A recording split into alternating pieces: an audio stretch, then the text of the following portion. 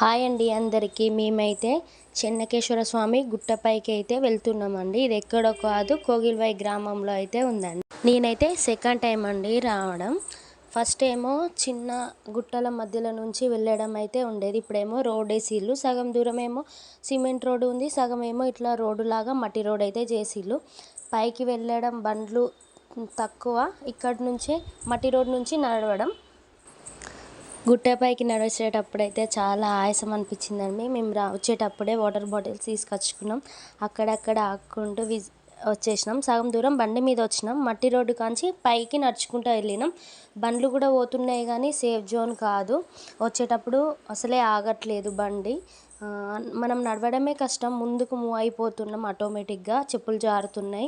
మేమైతే 7 వరకు స్టార్ట్ అయినాం. ఎండ కొంచెం వచ్చే మూమెంట్కే మధ్యాహ్నం అయితే ఇబ్బంది అవుతుంది, పిల్లలు ఉన్నారు, కవర్ అయిపోతారు అనేసి 7 వరకు స్టార్ట్ అయినాం. మేము స్టార్ట్ అయినప్పుడు చాలా తక్కువ మంది ఉండే.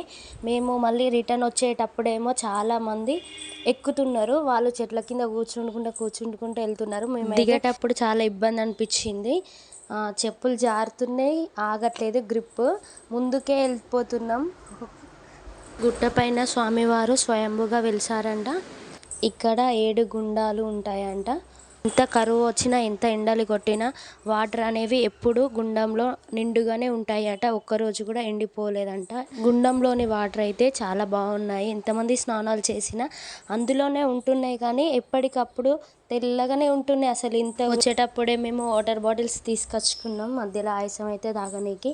పైన కూడా అవైలబుల్లో ఉన్నాయి, కానీ వాళ్ళ సామాన్ తీసుకోవడం అయితే చాలా గ్రేట్. ఎందుకంటే నార్మల్గా నడవడమే కష్టం, వాళ్ళంతా వెయిట్ పట్టుకొని ఎక్కడం అయితే చాలా అనిపించింది, గ్రేట్ అనిపించింది. ఒకప్పుడైతే మొత్తం రాళ్ళ నుంచి పైకి ఎక్కేదంట.